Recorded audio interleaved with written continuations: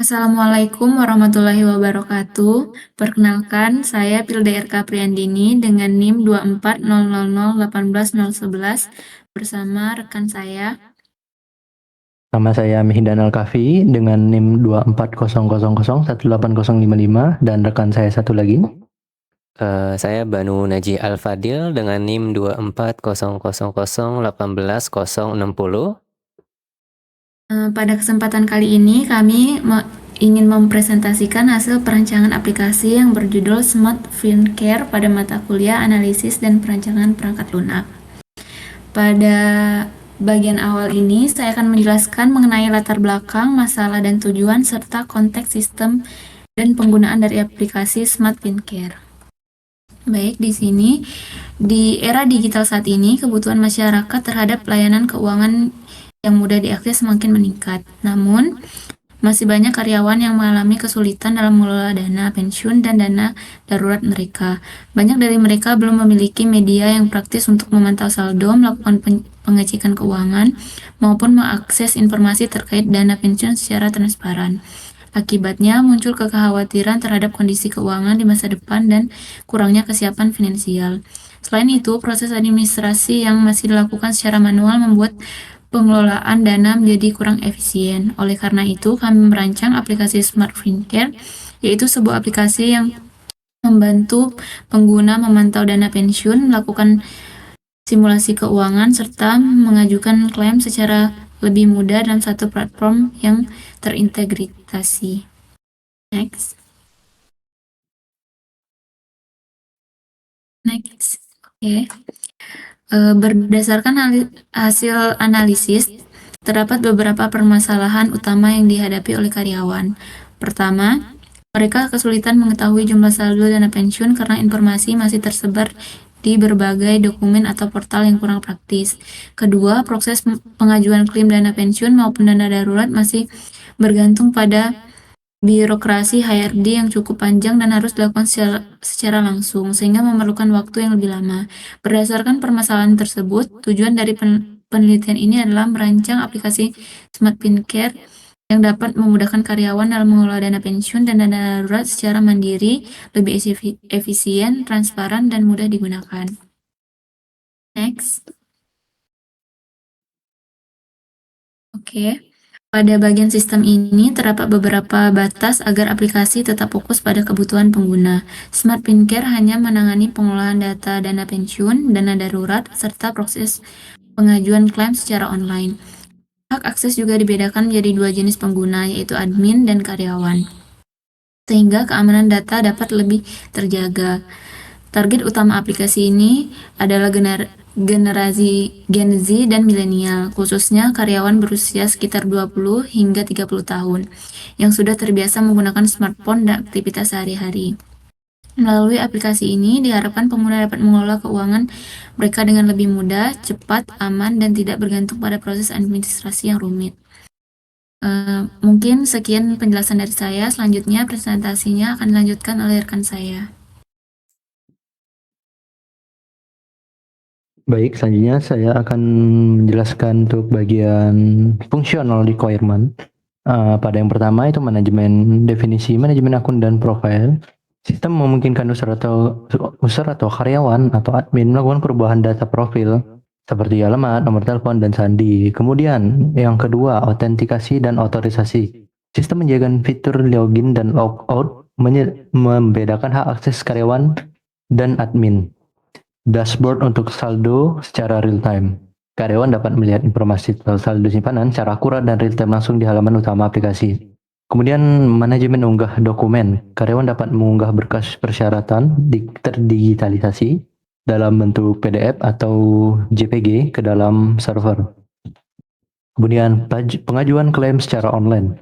Di sini sistem menyediakan formulir digital bagi karyawan untuk mengajukan pencairan dana sesuai kategori pensiun ataupun kategori pengklaiman secara darurat. Kemudian verifikasi dan persetujuan admin. Sistem memungkinkan admin untuk meninjau berkas yang diunggah dan memberikan status apakah berkas tersebut disetujui atau ditolak. Kemudian riwayat dan mutasi saldo. Sistem di sini menampilkan riwayat transaksi secara lengkap termasuk dana masuk dan dana keluar atau pencairan secara kronologis. Kemudian, engine komputasi otomatis. Sistem melakukan perhitungan otomatis terhadap sisa saldo setiap kali terjadi transaksi penyetoran atau penarikan dana. Kemudian sistem notifikasi. Di sini sistem memberikan sebuah atau beberapa pemberitahuan secara otomatis dalam aplikasi atau mengirim email ketika terjadi transaksi atau pembaruan status klaim. Kemudian terakhir, laporan dan ekspor data. Admin dapat menghasilkan laporan bulanan aktivitas simpanan karyawan dalam bentuk berkas elektronik, baik itu PDF ataupun Excel.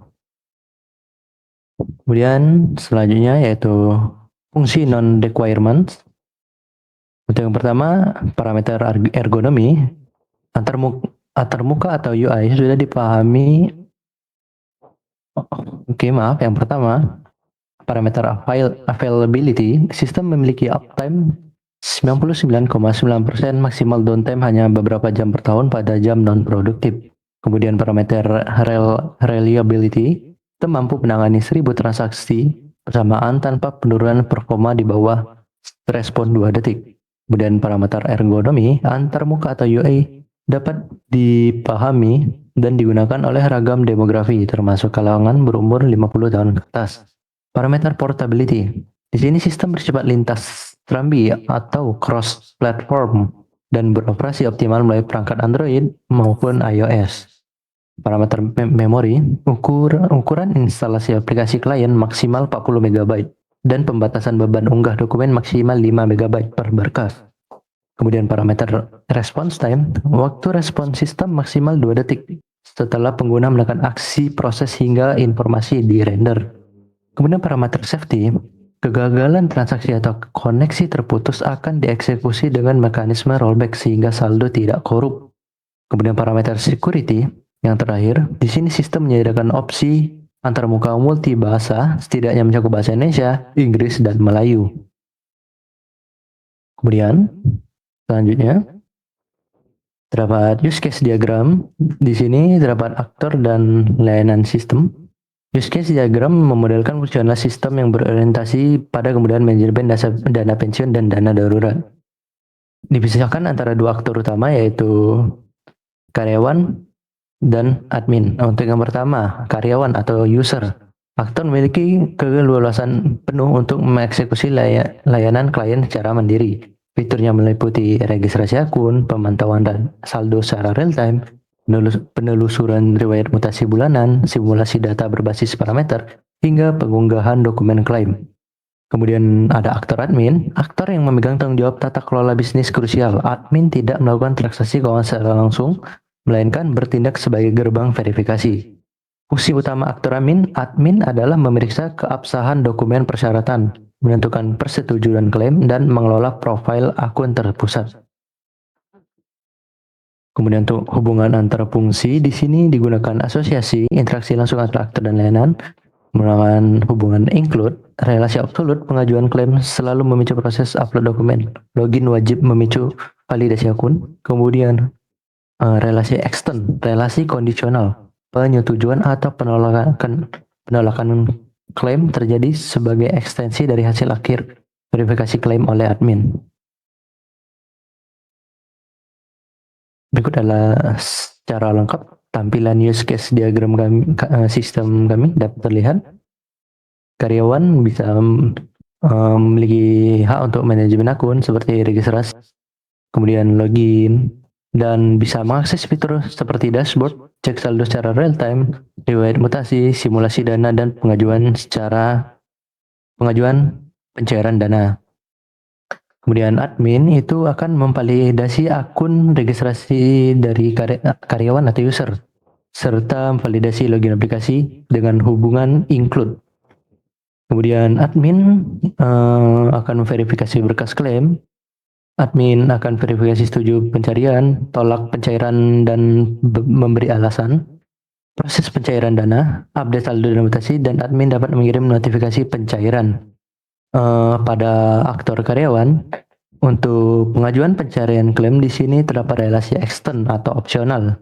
Di sini, proses pengajuan klaim, isi form terlebih dahulu, kemudian relasi include, upload berkas klaim, Kemudian relasi include lagi untuk cek kelengkapan berkas, kemudian verifikasi berkas yang akan dilakukan oleh aktor admin. Kemudian masuk ke tahap selanjutnya, yaitu BPMN yang akan dijelaskan oleh rekan kami yang satu lagi. Mas Banu, boleh dilanjutkan? Baik, izin masuk. Ya, di sini untuk bisnis proses kami menggunakan visual aliran kerja ya untuk Smart Fincare ini ke dalam 3 streamline utama. Yang di sini bisa kita lihat ya, ada user, sistem, database untuk alur pertama, alur utama, dan 3 streamline lagi, user, sistem, admin untuk alur kedua. Yang di mana ya? Di sini kami memecah secara spesifik ya untuk kedua alur tersebut. Yang pertama itu adalah alur utama pengguna atau alur operasional harian, yang dimana ini berfungsi sebagai fungsionalitas non-kritis dan informatif ya, yang meliputi autentikasi login dengan gerbang keputusan, ya, exclusive gateway, yang secara asinkron memvalidasi profil sebelum pengguna diarahkan menuju dashboard, ya. Dari dashboard utama, kalkulasi, simulasi dana dijalankan secara lokal tanpa perlu menyentuh tabel pangkalan data persisten.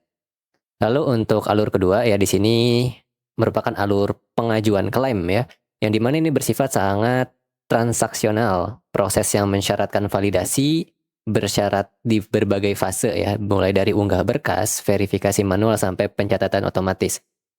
Nah, untuk gambaran BPMN kami seperti ini ya, yang dimana untuk alur utama di sini meliputi dari sync up registrasi, yang dimana akan disimpan dari data-data yang dimasukkan oleh user atau karyawan, lalu akan disimpan di database. Nah, lalu dari registrasi tadi, karyawan atau user dapat melakukan login, yang dimana akan dilakukan verifikasi login yang diambil dari data pengguna tadi. Nah, jikalau valid, maka dia akan masuk ke tampilan dashboard, yang dimana di dalam dashboard ini mereka memiliki banyak ya event, quick event, mulai dari cek saldo, riwayat mutasi, simulasi dana, dan pengajuan klaim. Nah, lalu untuk swim lane ya atau alur pengajuan yang kedua ya, untuk alur pengajuan klaim, di sini dimulai dari pengajuan klaim, yang dimana user akan diwajibkan untuk mengisi form pengajuan, yang dimana dalamnya itu mereka diwajibkan untuk mengupload berkas yang diperlukan. Ya, nanti dari sistem akan dicek kelengkapan berkasnya, mulai dari apakah berkas yang ditujukan itu sesuai dengan yang tertera di kebijakan atau tidak. Jika tidak, maka sistem akan memberikan notifikasi bahwa upload berkasnya itu memiliki kekurangan beberapa, seperti itu. Nah, lalu jika lengkap, nah maka oleh admin akan dilakukan pengecekan, yang dimana ini sebagai bentuk validasi kembali ya, untuk agar sistem tahu bahwa apakah data ini sudah benar atau tidak. Nah, jikalau berkas tersebut disetujui untuk melakukan klaim ya, pengajuan klaim, nah maka akan di-approve pengajuan, proses pencairan dana, lalu akan dilakukan update ya di data saldo dan data mutasi agar tidak terjadi error atau tidak terjadi bentrok. Lalu dari sekian hal itu akan diterima notifikasi ke user. Oke, selanjutnya untuk kelas diagram ya, di sini desain arsitektur berorientasi objek kami menempatkan kelas pengguna sebagai pusat ya, sebagai inti sistem yang mengenkapsulasi atribut rahasia ya, seperti ID, sandi ya, yang dimana ini sangat penting ya untuk seorang user, dan metode-metode autentikasi primer ya. Di sini struktur relasionalnya itu ada asosiasi ya dengan kardinalitas 1 dan 1 ya, pengguna dan profil ya. Nah, di sini bisa dilihat ya, untuk pengguna dan profil memiliki kardinalitas 1:1. Yang dimana untuk memisahkan kerahasiaan login dari parameter data diri alamat pekerja. Ya, modul data ini mencegah tereksposnya sandi saat sekedar merender biodata, sehingga satu pengguna itu hanya memiliki satu profil. Ya, tidak boleh lebih dari 2, ataupun satu profil tidak bisa digunakan oleh 2 pengguna. Seperti itu.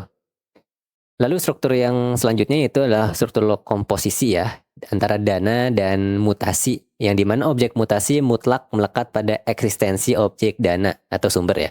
Apabila akun dana induk dihapus, seluruh rekam histori mutasi secara otomatis dilenyapkan demi konsistensi data ya. Sehingga mutasi di sini bersifat ya harus mengikut kepada yang dituju ya. Strong hash A harusnya. Ya, dimana bisa dilihat ya. Nah, dari mutasi ke dana darurat ya. Jadi memiliki kardinalitas 1 to 0 or many. Jadi satu dana darurat ya bisa memiliki mutasi tidak bisa memiliki, tidak memiliki ya, ataupun memiliki banyak mutasi darurat. Selanjutnya untuk relasi agregasi ya dari klaim dan dokumen ya. Jadi setiap objek klaim mewajibkan minimum satu referensi berkas lampiran ya, cardinality 1 to 1 or many sebagai pondasi integritas syarat pencairan. Nah, pengelompokan fungsi ini dipisahkan secara hierarkis, yang dimana dana pensiun dan dana darurat itu kita pisahkan agar mempermudah pelacakan persentase progres untuk masing-masing kelas target kalkulasi masa depan tanpa adanya tumpang tindih data query di basis pencatatan. Nah, berikut untuk gambaran lengkapnya ya untuk kelas diagram kami, yang dimana setiap kelas memiliki kardinalitasnya masing-masing. Oke, kita lanjut. Yang terakhir, sequence diagram. Nah, yang dimana menetap sequence diagram ini kami tujukan ya untuk menetapkan tata urutan waktu pertukaran muatan komputasi antara layanan antar muka klien, fungsi pengelola ya, service, dan repository persisten. Yang dimana yang pertama ya, keamanan siklus autentikasi, pesan kredensial login klien tidak pernah ditangani oleh antar muka lokal. Mereka langsung dilempar ke out service ya untuk menguji autentikasi ya, untuk divalidasi dengan basis data atau database yang tersedia. Token asinkron menentukan akses rendering dashboard selanjutnya ya, dapat dilihat ya dari aktor pengguna memiliki lifeline login ya, yang dimana mengirim pesan ya, menginput email, password, login email ya, login email, password, yang dimana akan masuk ke out service ya, akan dicari validasi kredensialnya. Nah, jika berhasil nanti akan dilakukan kembali ya, login berhasil dan akan menampilkan dashboard dari aplikasi. Nah, selanjutnya efisiensi query dashboard ya, pembacaan neraca hanya menggunakan satu panggilan tunggal, get ringkas dana. Nah, layanan komputasi dana service mengambil alih beban berat dengan mengekstrak, memadukan atau memerge, dan meringkas muatan tabel sebelum memulakan paket data murni ya, atau JSON ya, yang sangat ringan kepada gawai portable. Dan yang ketiga, validasi barang klaim ya, validasi berangkai atau klaim, yang dimana pengajuan aset finansial dijalankan dengan metode 2 langkah penyimpanan, to pass commit. Claim service memaksakan validasi ukuran dokumen ke penyimpanan atau blob. Pasca terkonfirmasi ya, sukses, barulah nilai metadata mendaftarkan pengajuan dibubuhkan pada basis relasional. Sinkronisasi logis ini menekan resiko kerusakan pangkalan data operasional sistem. Nah, dapat dilihat ini untuk gambaran sequence diagram kami, yang dimana setiap aktor atau setiap kegiatan atau setiap sistem memiliki lifeline masing-masing. Nah, baik dari mulai login, melihat ringkasan dashboard, simulasi dana, dan pengajuan klaim.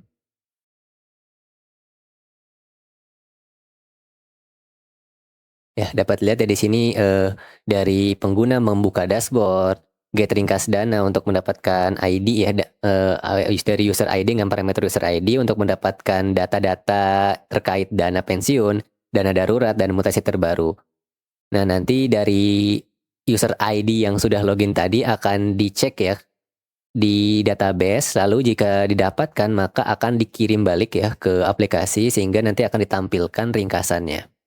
Lalu untuk simulasi dana ya di sini melakukan perhitungan ya, komputasi, yang dimana yang pertama ya pengguna itu menginputkan parameter simulasi, lalu dari aplikasi akan menghitung estimasi ya, dan proses perhitungan simulasi itu akan dilakukan secara looping. Lalu hasil estimasi ya akan dikirim melalui aplikasi dan dari aplikasi akan ditampilkan kepada pengguna.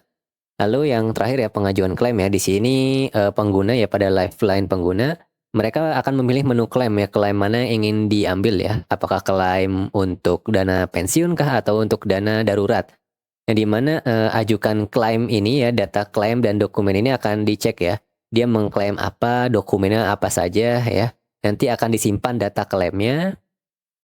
Nanti jikalau data klaim sudah tersimpan, simpan dokumen akan disimpan, dokumen tersimpan, nanti akan dilakukan pengecekan yang dimana jikalau status berhasil ya, kalau status pengklaiman berhasil maka akan dimasukkan ke aplikasi Smart Fincare yang dimana dari aplikasi Smart Fincare akan mereturn ya kepada pengguna kepada user ya bahwa status klaim Anda telah berhasil.